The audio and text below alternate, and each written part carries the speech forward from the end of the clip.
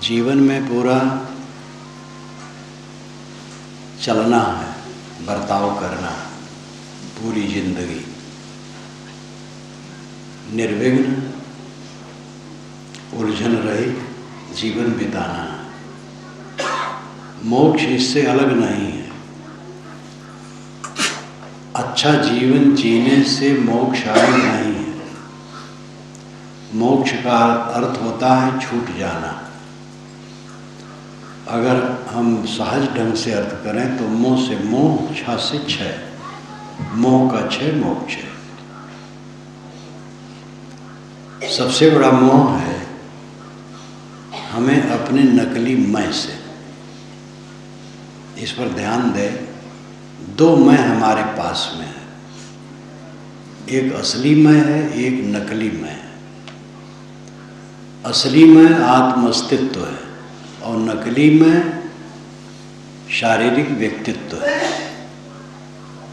शरीर, उसका नाम, उसका रूप, उसके गुण कर्म, उसके स्वभाव, उसकी विद्या शिक्षा, बुद्धि, प्रतिभा, धन, ऐश्वर्य, परिवार, अनुगामी, कीर्ति, अगणित इसके अंग है। शरीर का व्यक्तित्व ये नकली मैं है और आत्मा का अस्तित्व असली मैं है। असली मैं से परिचय नहीं है और नकली मैं में हम हरदम डूबे रहते हैं। ये नकली मैं की अहंता ममता ही सारे उपद्रवों के कारण है। देह नकली मैं है, देह ऊपर की पपड़ी है, मिट्टी का लौंदा। नाम काल्पनिक है, माता पिता या गुरुजन नाम रख देते हैं, नाम के बिना काम नहीं चलता। लेकिन नाम बिल्कुल काल्पनिक है। कागज या पाटी पर लिखा जाए तो एक चिन्ह है और बोला जाए तो एक हवा का झोंका है। उसमें कुछ भी अपना नहीं है। जैसे मेरे शरीर का नाम अभिलाष गुरु ने रखा। अभिलाष कुछ वस्तु नहीं है, एक शब्दों का झोंका है और लिखने पर एक चिन्ह है। और उस नाम से जिसका परिचय होता है एक मिट्टी का लौंदा है और वो निरंतर बदल रहा है। करोड़ों कण इससे निरंतर निकलते हैं और प्रविष्ट होते हैं। रासायनिक दृष्टि से हम देख पाते तो इसको देखते। वैज्ञानिक मानते हैं कि 7 वर्ष में इसके सारे कण बदल जाते हैं। महाधोखा, शरीर में जो अहम मम है महाधोखा, और इस महाधोखा से ही सारी पीड़ा है। असहनशीलता क्यों है? क्योंकि बहुत चिपके हैं नाम रूप में। किसी ने हमें कुछ कह दिया, उसका विचार कर। जो कहा है हो सकता है वो सच भी हो, मेरी त्रुटि हो, और अगर सच नहीं है तो क्या परेशानी? और सच है तो भी परेशानी न हो करके सुधार करने की जरूरत है। अगर सुख से जीना है तो सिर झुका करके चलने की अपेक्षा कोई चारा नहीं। इसमें अहंकार कुछ काम नहीं देगा। आप बाहर जीत आएंगे तो अपने घर में हार जाएंगे। एक बड़े बुलक्कड़ सज्जन शिक्षित, वो कहते थे कि मैं बाहर जीत जाता हूँ, अपने लड़के से हार जाता हूँ। वो लड़का बोलता है तो बोलते रहता है, मुझे समय ही नहीं देता है बोलने का। हम कहे आप बहुत ज़्यादा बोलते थे तो पसेरी पर घसीरी मिल गई। वो सर्विस करता है, अलग रहता है परिवार सहित, लेकिन जब कभी आता है और बैठेगा ड्राइंग रूम में और बात शुरू होगी, पिता नहीं बोल पाएंगे, जगह नहीं देगा। हम कहे अहंकार चूर्ण हुआ कि नहीं, तो हंसते थे।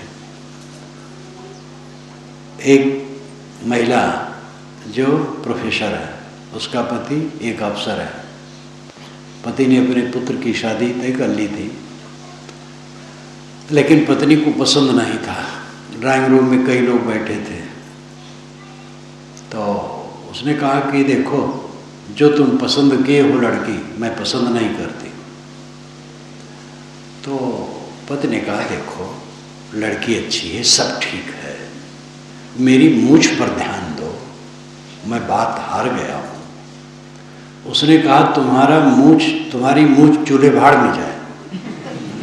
ये ड्राइंग रूम की बात है, एकांत में नहीं 10-5 लोगों के बीच में तुम्हारी मूंछ चूल्हे भाड़ में जाए।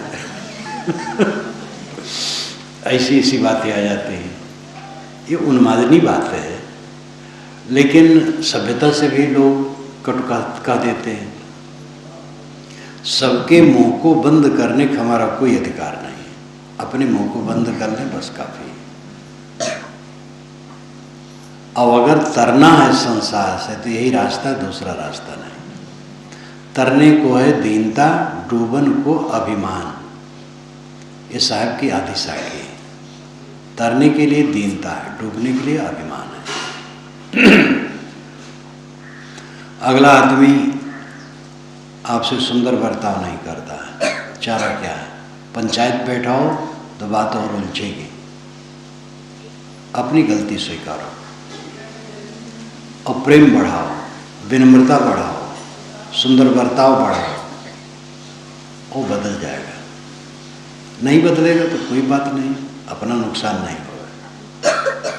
दूसरे को समझा करके रास्ते पर लाने का चक्कर व्यर्थ है। अपना सुंदर बर्ताव करके अपना कल्याण है, और दूसरा भी जिसको आना होगा रास्ते पर आ जाएगा। अहंकार का विसर्जन किए बिना कोई सुंदर बर्ताव व्यवहार में नहीं कर सकता है, और इसकी जरूरत हर जगह है। एक अच्छी दुकान पर 2 पार्टनर दुकान चला रहे हैं, और मेरी बात जब सुने तो जो बड़े थे उसमें उन्होंने कहा साहब आप बिल्कुल ठीक कहते हैं, ये सब घटना इलाहाबाद की मैं कह रहा हूँ। तो कहे आप बिल्कुल ठीक कहते हैं, जब ग्राहक आए और ग्राहक से हमारा पार्टनर कुछ थोड़ा उलझे तो मैं पीछे कहूँ कि देखो ऐसा तुम्हें नहीं कहना चाहिए। तो कहे आप भी तो ऐसा कहते हैं। तो मैं बदल दिया, तो अब कहने लगा मैं कि देखो हम लोगों को ऐसा नहीं करना चाहिए, तो नरम हो गया। तो जीवन तो जीते सब हैं, कायदे से कितने लोग। अहंकार हमारा रोड़ा पड़ता हर जगह। अहंकार विचार के समय में तो मिट जाता है, जैसा लगता है मिट गया, लेकिन फिर उदय हो जाता है। निरंतर देखना है। हंता देखे साध, हंता में सभी पड़े, हंता देखे साध, हंता ते न्यारा रहे गुरमुख दृष्टि अबाध। ये रामराज साहब ने कहा। पंचग्रंथी उनकी विशाल पुस्तक है, आज से करीब 200 वर्ष पुरानी। मगध क्षेत्र के वो महापुरुष थे, पटना से भी दक्षिण, और जो मगध क्षेत्र खास है उससे भी पूर्व हिस्से में हसिया नेवादा क्षेत्र पड़ता था। उधर घूमते घूमते मेरी गाड़ी चली है 1 वर्ष। रामराज साहब कबीरपंथ में गुरु गंभीर पुरुष हैं, परम पारखी उनको लोग कहते हैं। इतना बहुसंदर्भी ग्रंथ है पंचग्रंथी कि कबीरपंथ में वैसा बहुसंदर्भी ग्रंथ नहीं है। दूसरे सिद्धांतों में भी कहीं कहीं कोई होगा। तो उनकी ये साखी है। हंता माँ सब ही पढ़े, हंता देखे साध, हंता ते न्यारा रहे गुरमुख दृष्टि अबाध। अहंकार में सब पढ़े, जो अपने अहंकार को देखे वो साधु है। साधु का वेश अलग विषय और साधु होना अलग विषय है। उन्होंने ये भी कहा साधु वेश बहु अंतरा, साधु और वेश में बड़ा अंतर है। साधु तो किसी ढंग से लोग वेश धर लेते हैं, वेश तो किसी ढंग से धर लेता है, लेकिन साधुता साधना से है। कबीर साहब ने स्वयं कहा है, कर बंदगी विवेक की भेष धरे सबको। भेष तो सबको ही धर लेता है, बंदगी विवेक की करो। बंदगी मतलब सेवा भाव, समर्पण भाव।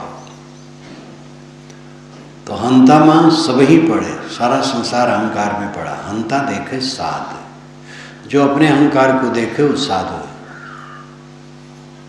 अब अहंकार को देखना शुरू करो, फिर बोलती बंद होने लगेगी।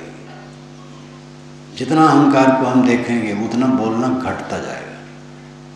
किसी को दोषारोपित करने की बात ही घटती चली जाएगी।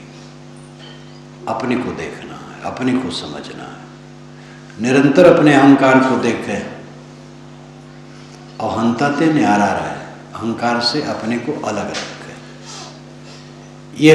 यही काम मोक्ष का है और यही काम सुखद व्यवहार का है। पत्नी, पति, पुत्र, पिता, भाई, सब जगह की नौकर, स्वामी।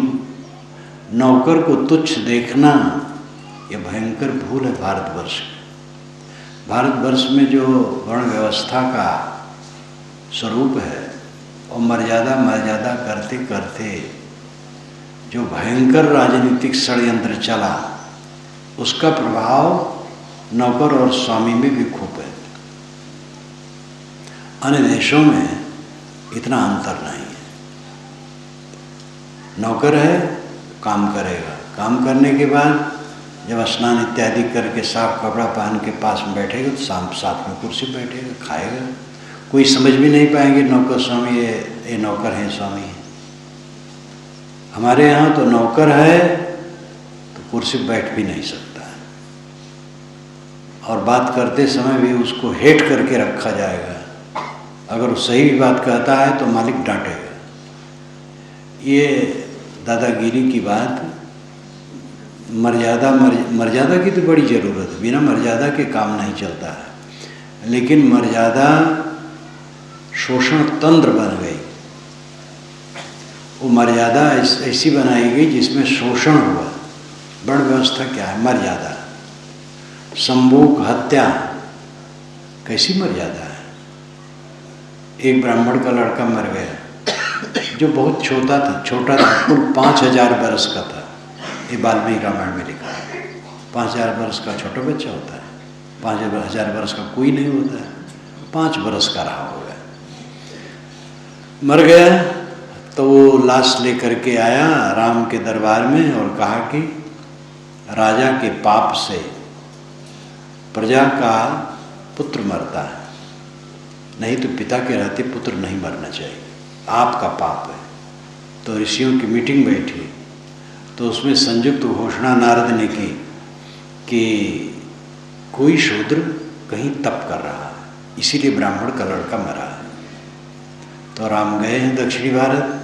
एक जंगल में एक युवक अपना पैर पेड़ में बांध के लटका था। तो राम ने कहा तुम कौन हो? कि शूद्र हूँ, मेरा नाम संभोग है, मैं सदैव स्वर्ग जाना चाहता हूँ। तो राम ने तलवार निकाली और काट दिया। और इधर ठाठ से लिखा है, चमचमाती हुई तलवार राम ने निकाल करके गला काट दिया। कुछ पूछा भी नहीं, कुछ बात भी नहीं। ये घटना बिल्कुल झूठ है। राम ऐसे नहीं थे।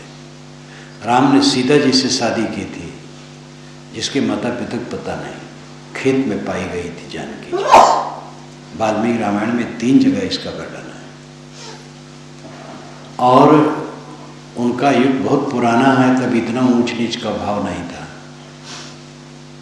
और प्रक्षेप तो खैर है ही है। रामायण के जितने भी अध्येता हैं सब उत्तरकांड और बालकांड को तो बिल्कुल पीछे जोड़ा हुआ माना जाता है। मैंने भी रामायण रस में खूब इसका खुलासा किया है, उसका सारा प्रमाण है। और उसमें भी और व्यर्थ का प्रक्षेप है। इसमें वर्ण व्यवस्था की मर्यादा का षड्यंत्र मजबूत करने के लिए ये लिखा गया है कि राम ने मर्यादा पालन किया। शूद्र तप करे, मर्यादा विरुद्ध है। ये मर्यादा षड्यंत्र है, मनुष्य का शोषण है। कि मर्यादा है कोई? मर्यादा है कि नरक है? वेद में कहाँ लिखा है कि तपस्या कोई न करे, अमुक न करे? वेद मंत्रों की रचयिता शूद्र कहे जाने वाले लोग हैं। जो ऋग्वेद प्रथम वेद और बड़ा वेद है, महत्वपूर्ण वेद है, उसका ब्राह्मण है ऐतरेय ब्राह्मण ग्रंथ, और उसका ऋषि महिदास है जो एक शूद्रा का लड़का है। ऋग्वेद के ब्राह्मण ग्रंथ का वो ऋषि है। तो पहले कहाँ ऐसा था, लेकिन भयंकर षड्यंत्र हुआ है और मर्यादा ब्राह्मण के सामने शूद्र अच्छा कपड़ा पहन करके न आवे, जूता पहन के न आवे। उसका नाम मांगलिक नहीं होना चाहिए, जुगुप्सित होना चाहिए, घृणित। जैसे झग्गर, झाड़ू, गुहा, लतखोर, ऐसा नाम हो कि नाम लेते ही समझ में आ जाए शूद्र है। ये सब मर्यादा बनाया गया है कि नरक बनाया गया है, जो राम ने कभी नहीं किया और राम के हाथ से करवा दिया गया है। और बलराम ने सूत का वध किया। बलराम निकले थे तीर्थ यात्रा में और पहुंच गए नैमिषारण्य क्षेत्र। नैमिषारण्य क्षेत्र लखनऊ से उत्तर है, गोमती नदी बहती है। नैमिष आरण्य, नैमिष नाम का जंगल, वहाँ पर ऋषियों के बड़े बड़े आश्रम थे। सौनक का ऐसा आश्रम बताया जाता है जिसमें 88,000 ऋषि रहते थे या विद्यार्थी रहते थे। और सूत जी वहाँ के बहुत बड़े प्रवक्ता थे। सूत शूद्र के पुत्र थे और वे बहुत बड़े प्रवक्ता थे। सनकादिकोवाच, सूतोवाच, ये बारंबार आता है। सूतोवाच ये बारंबार आता है पुराणों में। तो सूत जी उच्च गद्दी पर बैठ करके प्रवचन कर रहे थे। बलराम पहुँचे तो कहीं शूद्र होकर के ऊंची गद्दी पर बैठा है, इतना अत्याचार। बस उन्होंने हल उठाया और मार दिया। मैंने लिखा है जहाँ पर ये प्रसंग आया है, कबीर की शुक्र की मेरी दृष्टि में ही लिखा है कि जिसमें हजारों ऋषि जिसको पूज्य मान करके सुनते थे ज्ञान, बलराम कैसे मार सकते हैं। बलराम और कृष्ण ने अपनी बहन दी थी पांडव परिवार में, और पूरा कौरव पांडव मत्स्य गंधा के पुत्र की संतान है। एक मछुआरिन के लड़के वेदव्यास की संतान है। वेदव्यास से कौरव पांडव सब पैदा हुए हैं। तो इतना उदार जब उन लोगों का विचार था तो बलराम कैसे मार सकते थे। तो ये सब षड्यंत्र, मर्यादा कहा गया है इसको कि ये मर्यादा है। ये मर्यादा है कि नरक है, मनुष्य के साथ अत्याचार है।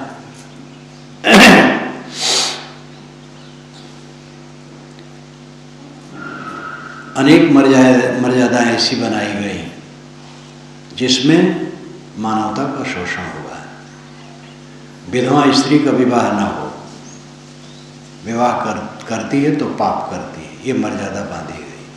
भयंकर अपराध हुआ। विवाह कभी कोई न करे, शुरू से न करे। कौन विवाह जरूरी है, और कोई करना चाहे तो रोकने का अधिकार आपको क्या है। पुरुष विवाह कर सकता है, स्त्री क्यों नहीं कर सकती। पति मर गए तो स्त्री भी विवाह करे, नहीं करना चाहती न करे। लेकिन पुरुष मर गया तो स्त्री विधवा हुई तो पापिनी हो गई। विधवा अशुभ है, विधुर कभी अशुभ नहीं है।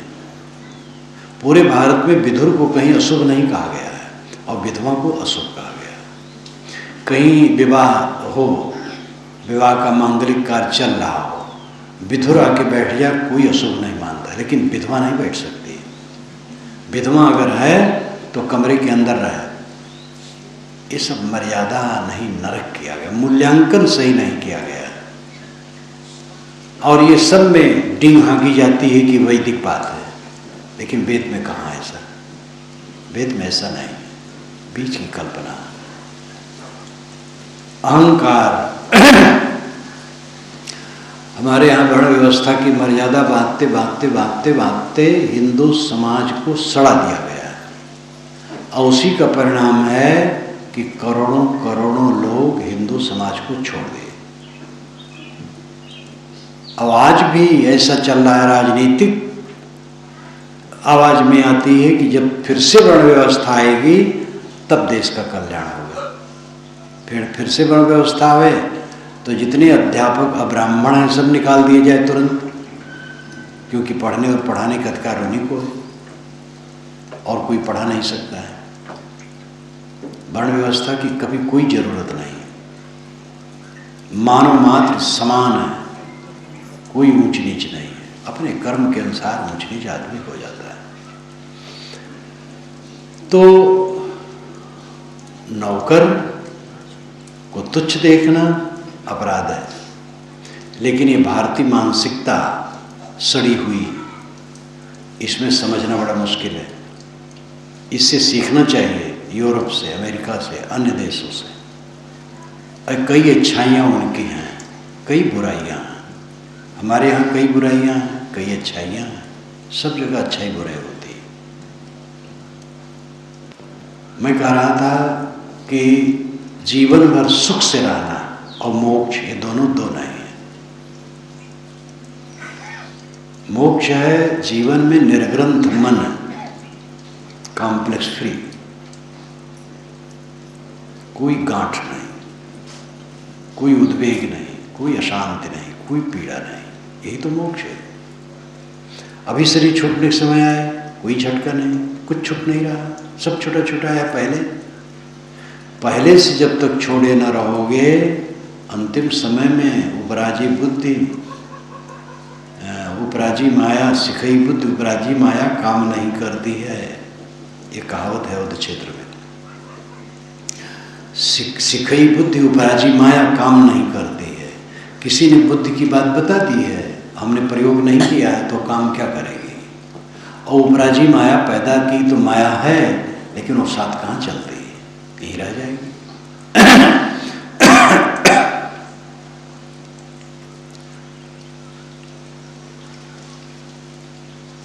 लोग कहते हैं कि हम साधु नहीं हैं, तो हम इतना निर्मोही कैसे होंगे? ठीक है, न निर्मोही हो, भोगो तो। हम गृहस्थ हैं, हमारे लिए कोई रास्ता बताइए, रास्ता दूसरा है ही नहीं। भोजन अभी हुआ है, कोई गृहस्थ कहा है कि हमें दाल भात न दीजिए, घास दीजिए? किसी गृहस्थ के सामने घास रख देते हो, गुस्सा में आ जाता। आप तो गृहस्थ है भाई, दाल भात न खाइए, घास खाइए। गृहस्थ को भी दाल भात खाना है, विरक्त को भी खाना है, दोनों को प्यास लगे रहे पानी पीना है, दोनों को नींद लेना है। दोनों की दो मर्यादाएं हैं बस, मौलिक अंतर नहीं है, दोनों वही है। दोनों का रोग वही है, दोनों की चिकित्सा वही है, निदान वही है, औषध वही है। जितनी मात्रा में जो कर पाए उतनी मात्रा में वो मुक्त होगा। हम लोग घर छोड़ दिए हैं, लेकिन घर छोड़ करके अगर मठ में मोह कर लिए, पुत्र छोड़ करके शिष्य मोह कर लिए, तो वही बात आ जाएगी, उसी दुख के घेरे में हो जाएंगे, वेश काम नहीं करेगा। इसलिए गृहस्थ विरक्त से कोई मतलब नहीं। मतलब यह है कि सुख से जीना चाहते हैं। सुख से जीने के लिए अपने मन को एकदम निर्ग्रंथ करना है, गांठ रहित, सारे मोह माया को त्याग देना है और मुक्त होकर के जीना है। मुक्त होकर नहीं जियोगे तो झटका खाते रहोगे। प्रिय वियोग होगा, इसी बीच में अचानक प्रिय का वियोग हो जाता है। एक सज्जन को कैंसर हो गया और वो जवान थे और कोई व्यसन नहीं था, लेकिन अब क्या किया जाए। अभी भी आज फोन आया है कि मैं आपके पास आना चाहता था, लेकिन मेरे साढ़ू को कैंसर हो गया और थोड़े दिन से पता लगा है, और नाक में भी छेद हो गया, कहाँ कहाँ छेद हो गया।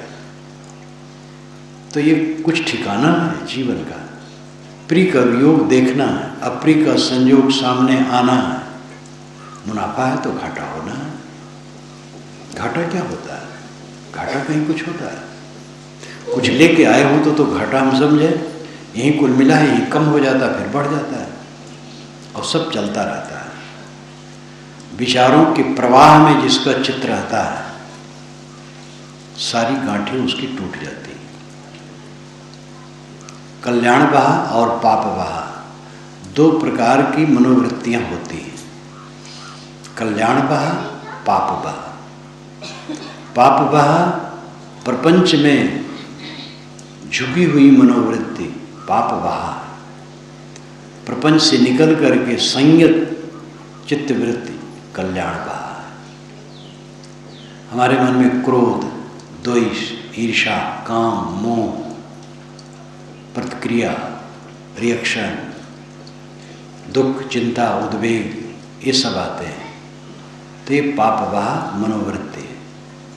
ये सब नहीं आते हैं सुंदर विचार, अंतिम होने वाली बात पर ध्यान। अंतिम में होना क्या है? राम नाम सत्य। कोटिन जतन करो यह तन की अंत अवस्था धूरी, बालू के घरवा में बैठे चेतत ना है आयाना, कहें कबीर एक राम भजी बिन बूढ़े बहुत सयाना। उनके डंडे तो जिस तरफ हैं खूब कस के पड़ते हैं, चलो का टेढ़ो टेढ़ो टेढ़ो, दसों द्वार नरक भरी बूढ़े तू गंदी कुबेड़ो, फूटे नयन हृदय नहीं सूझे, मत एको नहीं जानी, काम क्रोध तृष्णा के माते बूढ़ मोए बिन पानी, जो चारे तन भस्म हुए दुर्गाड़े किरमिट खाई, सीकर स्वान काक का भोजन तन की यही बढ़ाई, चेतन देख मुग्ध नर गौरे तोहिते काल न दूरी, कोटिन जतन करो यह तन की अंत अवस्था धूरी, बालू के घरवा में बैठे चेतत नाही आयाना, कहें कबीर एक राम भजे बिन बूढ़े बहुत सयाना। एकदम वैराग पर पूरा तथ्य सरल भाषा में, और कितना जोरदार, कितना फोर्सली। बालू के घर में बैठा है, अज्ञानी, चेत नहीं रहा। एक राम के भजन बिना कितने समझदार टूट गए। राम स्वसत्ता, स्वसत्ता में स्थित हुए बिना, अपने आप में स्थित हुए बिना सब बह गए। अपने को समझो, अपने को संभालो और अविचल द्वीप बनाओ। इसे पानी में चारों तरफ पानी, बीच में एक द्वीप हो, पर्वत हो, और पर्वत पर चढ़ जाए, बाढ़ आए तो बाढ़ कुछ नहीं कर पाएगी। ये सारा प्रकृति जाल एक बाढ़ है, परिवर्तन का प्रवाह है निरंतर सर्वत्र। जितने कार्य पदार्थ हैं मूल प्रकृति से निकलते और उसी में समाते हैं। यही रात दिन अनादिकाल से हो रहा है और अनंत काल तक होता रहेगा। और इसी में विभिन्न नाम रूपों में अपने जोड़ करके हम चिपकते रहते हैं और थप्पड़ खाते रहते हैं, और कुछ न कुछ लेना न देना, सब जहाँ का तहाँ छूट जाता है और जीव अपने संस्कारों बस फिर उसी का फल भोगता है। सुख से जीना, पूरा सुख से जीना। सुख से जीना लोग इतने मानते हैं, बढ़िया मकान हो, कार हो, बाल बच्चे हों, अनुगामी हों, खाने पीने खूब चीज़ें हों, पैसा खूब हो, तो ये सुख से जीना है। ये ठीक है, व्यवहारिक ढंग से है सुख से जीना, लेकिन इसे सुख कहाँ होता है? इससे सुविधाएं होती हैं, गुजर होता है, सुविधाएं होती हैं, आराम मिलता है, और उसी में उपद्रव सब आता है। सुख है मन की सुलझी हुई अवस्था, मन सुलझाओ, मन संयत हो, उद्वेग शून्य, प्रपंच शून्य, द्वंद्व रहित हो, किसी भी हानि लाभ में ग्रस्त न हो, ये सुख है। खाते समय बहुत कीमती भात खाए, कीमती चावल का, और भी जो धनी लोग खाते पीते हैं, जैसे धनी बजाय खा तो कम पाते हैं और रोगिया जाते हैं, लेकिन उनकी चीज़ें हैं, उस सुख को कुछ नहीं। सुख है मन की शांति, मन की निर्द्वंद अवस्था। सच्चा सुख मन की गांठों के कटने पर होता है, और ये पवित्र विचारों से कटता है। कलह रहित जीवन, मुक्त जीवन है, जिस जीवन में कलह न हो, अपने को बचा के चलो। हमारे एक शिष्य से एक जर्मन व्यक्ति ने कहा था कि आप इंडिया वाले तो बस लड़ जाते हो, जहाँ देखते हो लड़ गए, हम लोग लड़ते नहीं हैं। जिसको देखते हैं कि आदमी ठीक ठाक नहीं, मौन हो जाते और हट जाते हैं। उन्होंने बहुत बढ़िया बात कही। यद्यपि उन्होंने एकांगी कही, जर्मन लोग भी ऐसे होंगे जो व्यर्थ लड़ते हैं, और भारत में भी ऐसे लोग हैं कि जो नहीं लड़ते हैं। भारत वाले सब लड़ते नहीं, लेकिन अब कुछ उदाहरण सुने होंगे तो ऐसा कह दिए। समझदारी यह है, एक तो जो सामान्य है, सामान्य में ऊंच नीच होगा उसको सहना है। जैसे परिवार में है, समाज में है, जहाँ आदमी रह रहा है, सबके स्वभाव में अंतर है, विचारों में अंतर है, संस्कारों में अंतर है, गुणकर्मों में अंतर है, योग्यताओं में अंतर है। तो विमत होना ये पक्का है, किसी बात में विमत होना, लेकिन विवाद होना गलत है। विमत हो फिर विमत एक मत हो जाए, विवाद ना हो, और उसमें सह करके निपटाना है। लड़के का भी सहना है, पिता का तो सहना ही है, गुरु का सहना है, शिष्य का भी सहना है, पति का सहना है, पत्नी का सहना है, सह करके निपटेगा। कभी कभी जीवन में ऐसे लोग मिलते हैं जो कभी सुधर नहीं सकते हैं, वैसे अकड़बाज होते हैं, ऐसे अहंकारी होते हैं कि वे सुधर सकते ही नहीं। वहाँ से अलग होना, ये सदा श्री ऋषियों ने भी कहा, संतों ने कहा, सब ने कहा, लड़ना नहीं। लड़ करके अपनी स्थिति खराब होगी। ऐसे लोगों से लड़ें, समझावें, कहें, सुनें, झमेले में पड़े रहें, समय बर्बाद होगा और स्वयं खींच शुरू होगी। मूर्ख की सिखलावते ज्ञान गांठ का जाए, कोयला होए न उजरा, सौमन साबुन लाए, ये साहब ने कहा। ऐसे लोग मूर्ख हैं, जो अहंकारी हैं, मूर्ख हैं। उनको सिखाने से ज्ञान गांठ का जाए, आपके पास का ज्ञान भी खो जाएगा। बार बार समझाएं, वो मानेगा नहीं तो आप खींचेंगे, तो खींचने का मतलब है अपना ही ज्ञान खराब हो गया। कोयला होए न उजरो, सौमन साबुन लाए, कितना बढ़िया उदाहरण है। कबीर साहब की विशेषता यही है कि हर बात में उदाहरण आ जाता है। काव्य हम भी बनाते हैं, संस्कृत लिस्ट बना देते हैं, लेकिन साहब जैसा उदाहरण नहीं दे पाते। तो अद्भुत शक्ति थी उनकी, हर जगह उदाहरण, हर जगह उदाहरण। कोयला हो, और इतना सटीक, कोयला होए न उजरो, सौमन साबुन लाए। सौमन एक लाक्षणिक है, कोई कह सकता अगर 2 सौमन लगावे तो। सौमन का मतलब बहुत साबुन, चाहे जितना साबुन लगाओ, कोयला उजला नहीं होगा। माया करक कदीम है, कुकुर मिले लक्को, दावा कर कर पचमुए, अंत चले सब छोड़। कितना मार्मिक है। माया करक कदीम है। माया क्या है? माया ही निर्मित पदार्थ है, और दूसरी माया मोह है। मोह मिट जाए तो निर्मित पदार्थ हमारा कोई नुकसान नहीं करेगा। मोह माया है, और मोह बनता है निर्मित पदार्थों में, मूल पदार्थों में नहीं। मिट्टी, पानी, आग, हवा में मोह नहीं बनता है। Oxygen, hydrogen, nitrogen, phosphorus, radium इत्यादि में मोह नहीं बनता है। ये जो संयुक्त पदार्थ हैं, कार्य पदार्थ, इन्हीं में मोह बनता है।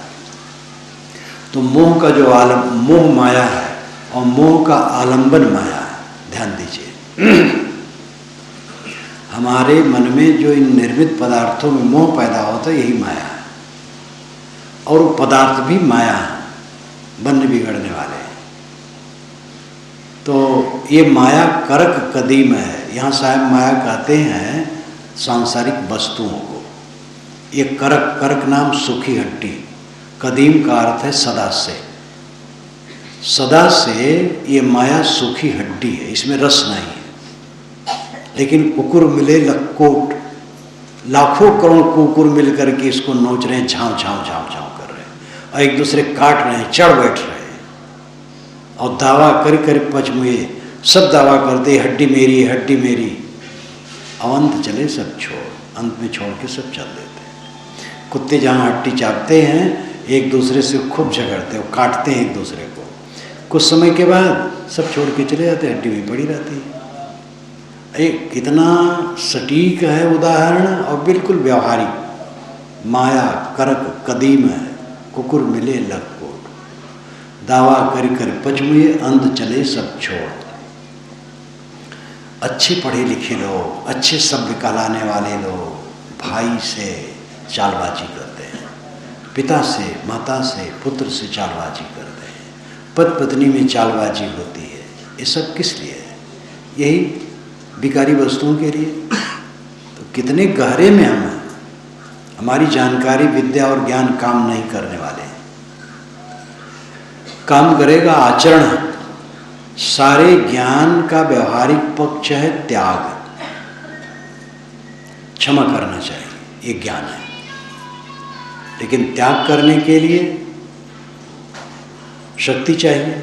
कोई हमें कटु कहे और हम सह लें, तब तो क्षमा होगी, नहीं तो कैसी क्षमा होगी? ज्ञान का व्यवहारिक पक्ष आचरित करने के लिए त्याग की आवश्यकता होती है। इसलिए त्याग ही सचमुच ज्ञान है।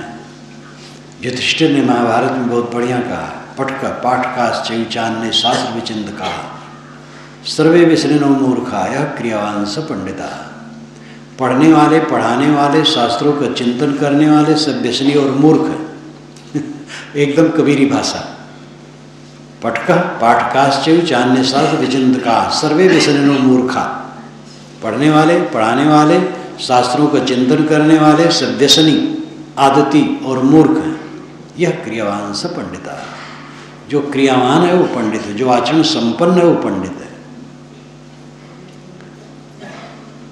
काम क्रोध मद लोभ की जब तक घट में खान, का पंडित का मूर्खा, दोनों एक समान। साहब कहते हैं काम क्रोध मद लोभ की घट में खान है तो का पंडित का मूर्खा, दोनों एक समान।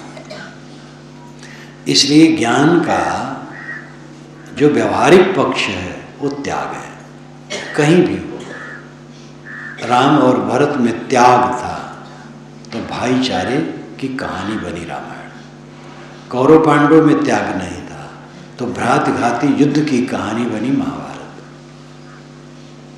जहां त्याग नहीं रहेगा वहां कलह रहेगा, पीड़ा रहेगी, संताप रहेगा, बंधन रहेगा। कलह का शांत हो जाना मोक्ष है। पति पत्नी कलह न करो, पिता पुत्र कलह न करो, गुरु शिष्य कलह न करें, भाई भाई कलह न करें, पड़ोसी कलह न करें, पार्टनरशिप में काम चलता वहाँ कलह न हो। सब जगह कलह को रोको। पूरा कलह शांत हो गया बस मोक्ष है। बाहर का कलह, भीतर का कलह। साहब ने कहा है, संतों घर में झगड़ा भारी। वो तो एक एक विषय के लिए बहुत कहे और जो कहें उनका हृदय ही ऐसा अद्भुत था कि जो आता है एकदम तीर के समान उनकी वाणी आती है। संतों घर में झगड़ा भारी, रात दिवस मिल उठ उठ लागे 5 ढुटा एक नारी। न्यारो न्यारो भोजन चाहे 5 अधिक सवादी, कोई काहू का हटा न माने आप मुरादी। दुर्मत कीर दुहागिन मेटे ढोटे चाप चपेरे, कहें कबीर सोई जन मेरा जो घर की रार निबेरे। ऐ संतों घर में बहुत बड़ा झगड़ा मचा हुआ। संतों घर में झगड़ा भारी, झगड़ा के लिए भारी विशेषण कहते हैं। भारी झगड़ा घर में, वो घर क्या है? हृदय। रात दिवस में उठ उठ लागे 5 ढुटा एक नारी। 5 लड़के हैं, 1 नारी है। 5 लड़के कौन है? आँख, नाक, कान, जीभ, चाँद, 5 ज्ञानेंद्रियाँ। और 1 नारी मन की अविद्या। न्यारो न्यारो भोजन चाहिए, अलग अलग भोजन चाहते हैं। आँख रूप चाहती है, कान शब्द, नाक गंध, जीभ रस, चाम स्पर्श। 5 अधिक सवादी, कोई काहू का हटा न माने, ये किसी का रोका नहीं मानते। आपो ही आप मुरादी, अपनी अपनी मुराद पूर्ण करने में सब तत्पर हैं। दुर्मत के दुहागिन मेटे ढोटे चाप चपेरे। अब रास्ता बताते हैं। दुर्मत का दुहागिन मिटा दो, यानी अविद्या की प्रबलता को मिटाओ। अविद्या क्या है? अनित्याशुच दुखानात्मस नित्य सुच सुखात्म ख्यातिर विद्या। ये पतंजलि महाराज ने योग दर्शन में अविद्या की परिभाषा की है। अनित्य असुच, अनित्याशुच दुखानात्मस, दुख और अनात्म में, नित्य सुच सुख और आत्मबुद्धि होना अविद्या। शरीर अनित्य, इसमें नित्य बुद्धि होना, ये सदा बनाए रखेंगे, ये मोह। शरीर अशुचि, टट्टी पेशाब की पोटली है, चाम का थैला है, और इसको रमणी मानना अविद्या है। शरीर दुखपूर्ण है, इसको सुख में मानना अविद्या है। शरीर अनात्म है, आत्मा नहीं, इसको आत्मा मानना अविद्या है। बौद्ध लोग आत्मा के लिए मौन रहते हैं, लेकिन वे भी देह को अनात्म कहते हैं। जब उनसे पूछें अनात्म तो सापेक्ष शब्द है, आत्मा ही से अनात्म शब्द आएगा, तो कुछ नहीं कह पाते। तो अनात्म, शरीर अनात्म है, वो आत्मा नहीं है। लेकिन शरीर को आत्मा मानना, सुख स्वरूप मानना, रमणी मानना, ये सब मानना, ये अविद्या है।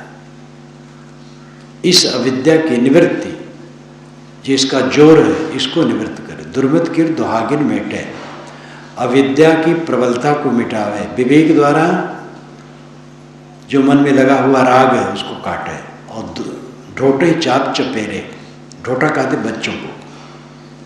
ये 5 ज्ञानेंद्रिय बच्चे जो हैं, इनको चपत लगा दे, इनका दमन करे, बस में करे। काहे कबीर सोई जन मेरा जो घर की रार निबेरे। साहब कहते वही मेरा अनुगामी है जो घर का झगड़ा मिटा दे। ये नहीं कहते कबीर पंथी है तो मेरा अनुगामी है, मेरा शिष्य है तो अनुगामी, ऐसा नहीं कहते। काहे कबीर सोई जन मेरा जो घर की रार निबेरे, अपने घर का झगड़ा मिटा दे, वो मेरा अनुगामी है, मेरा साथी है, मेरा मित्र है। घर का झगड़ा उन्होंने अलग भी कहा है कि घर में झगड़ा होता है सो घर चारो डारो जारी। घर में झगड़ा होता है सो घर डारो जारी। घर में झगड़ा हो रहा है तो घर में आग लगा दो। तो ये नहीं कि कहीं पति में झगड़ा हो जाए तो घर ही फूकने लो। ये हृदय रूपी घर में झगड़ा हो रहा है, तो हृदय रूपी घर में ज्ञान की आग लगा दो। उनकी बात व्यंग में, उल्टवासी में, पहेलियों में, रूपकों में खूब रहता है। लागी आग समुद्र में कांधो जरिभई छार, उत्तर दिश का पंडिता रहा विचार विचार। ये भी पहेली जैसी है। लागी आग समुद्र में, समुद्र में आग लग गई तो उसका कीचड़ जल करके राख हो गया। और उत्तर दिश का पंडिता रहा विचार विचार, उत्तर दिशा का पंडित पोथी विचारता रह गया। अगर शब्द का अर्थ करे इतने होगा, और इतने से कुछ पल्ले नहीं पड़ेगा। इसका लाक्षणिक अर्थ है लागी आग समुद्र में। हमारा हृदय समुद्र है, इसमें ज्ञान की आग लगी, कीचड़ है काम क्रोध लोभ मोह आदि, ये जल करके राख हो गए। ज्ञान की आग हृदय में लगी और हृदय बिल्कुल निवृत्त हो गया मल से। उत्तर दिश का पंडिता रहा विचार विचार।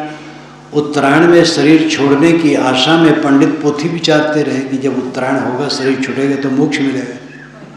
ये लिखा है शास्त्रों में कि उत्तरायण में शरीर छोड़ने से मोक्ष मिलता है। अब तो उत्तरायण लग गया होगा।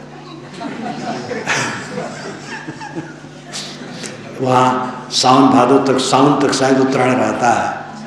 तो उत्तरायण जो है, मैंने उपनिषद सौरभ में इसको लिखा है, उत्तरायण है उत्तर का अयन, उत्तर अयन उत्तरायण। उत्तर है परिपक्व अवस्था, पूर्व पक्ष उत्तर पक्ष, पूर्व पक्ष कच्चा है, उत्तर पक्ष पक्का है।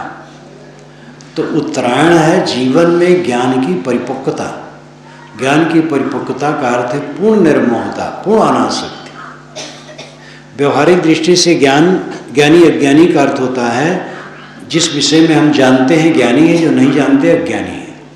लेकिन आध्यात्मिक भाषा में ज्ञानी का अर्थ होता है निर्मोही, अज्ञानी का अर्थ होता है मोही। तो ज्ञान की आग लगी और हृदय रूपी सागर का कीचड़ विकार जल गया। उत्तर दिश का पंडिता, उत्तरायण में शरीर छोड़ने की आशा में पंडित पोथी विचारते रह गए।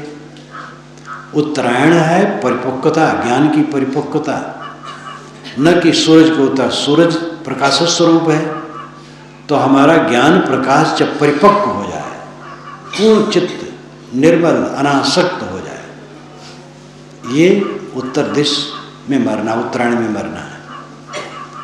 लेकिन वो सूरज को मान लिए और स्थूल अर्थ कर लिए।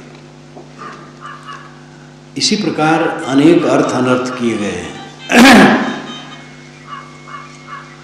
तो मैंने आपसे कहा था कि मोक्ष और जीवन का सुख दो नहीं, मोक्ष नाम ले न ले।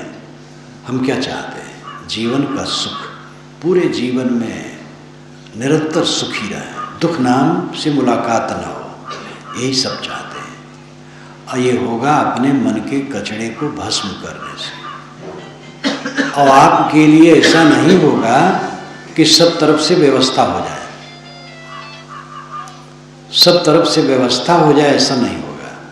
अवध क्षेत्र में बातचीत करते हुए कहते हैं लोग, गांव वाले, देखो भैया कुंवारी भूमि कहीं नहीं मिली जहाँ तुम ठीक ठाक रहे हो।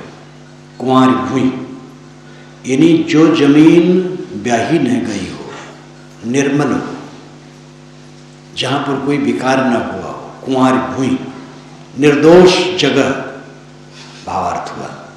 निर्दोष जगह कहाँ मिलेगी?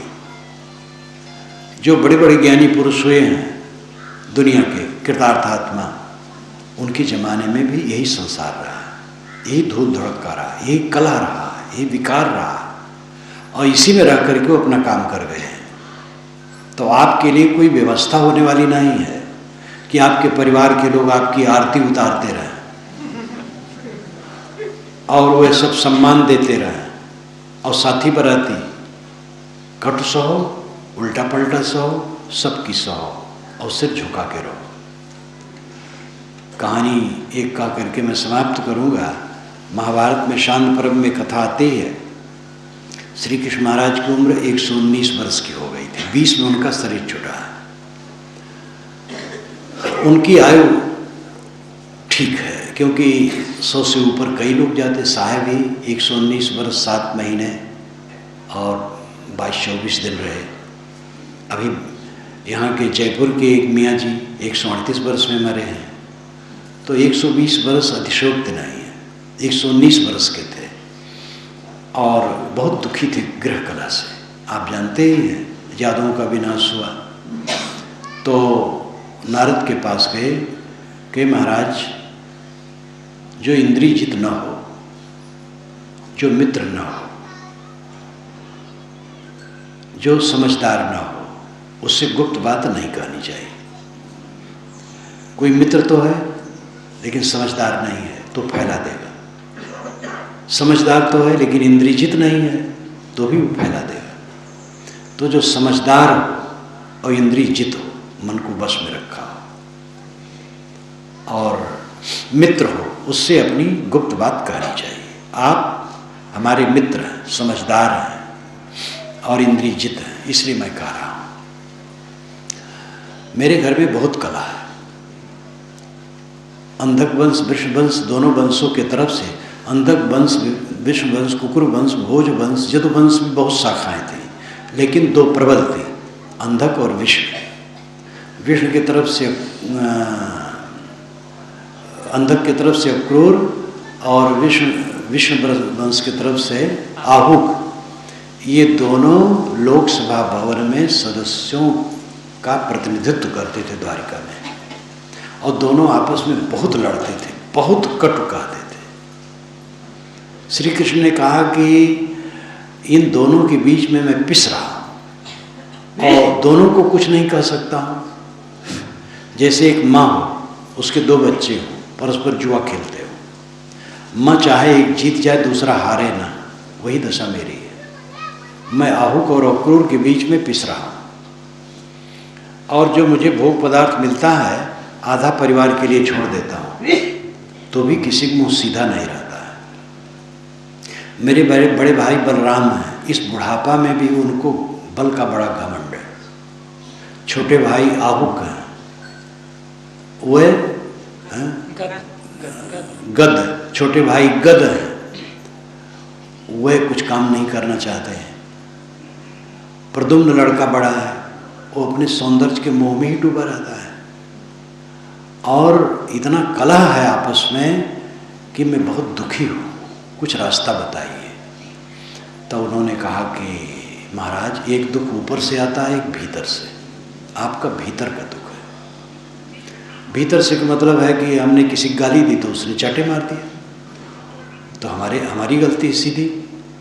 और कहीं हम जा रहे थे, ऊपर कहीं पत्थर था मकान में या पेड़ पर, और सरक गया, मेरे ऊपर गिर गया, तो ऊपर का दुख है, सीधा हमारा दोष नहीं है।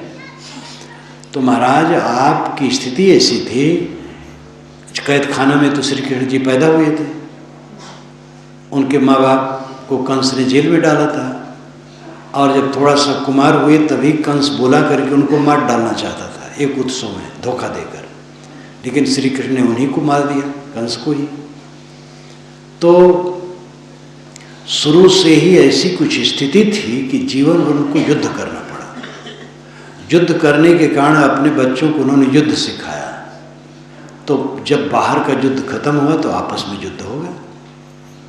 कोई संस्था, कोई पार्टी, कोई समाज, कोई परिवार जो कलह सिखाएगा अपने परिवार को, अनुगामियों को, वो पहले दूसरे से कलह करेंगे, फिर आपस में कलह करेंगे। ये वैज्ञानिक तथ्य है। तो महाराज, ये तो आपका ही बोया हुआ बीज है, फिर भी आपके रहते हुए इस संघ का विनाश न हो, ध्यान दीजिए। तो उन्होंने कहा, अनायासेन शस्त्रेण मृदुना हृदयच्छिदा जिह्वा मध्य सर्वेशां पर मृज्जान मृज्य। अनायास शस्त्र से अपने परिवार वालों की जीभ उखाड़ ले। अनायास, आयस कहते लोहा को, जो लोहा से न बना हो, ऐसे शस्त्र से अपने परिवार वालों की जीभ उखाड़ ले। इसका अर्थ होता है मीठी वाणी। मीठी वाणी लोहे की तलवार नहीं, इससे अपने परिवार वालों की जीभ उखाड़ लें। मीठा बोलें तो चुप हो जाएंगे। परिवार वाले कट कहते हैं, आप मीठा बोलें तो चुप हो जाएंगे।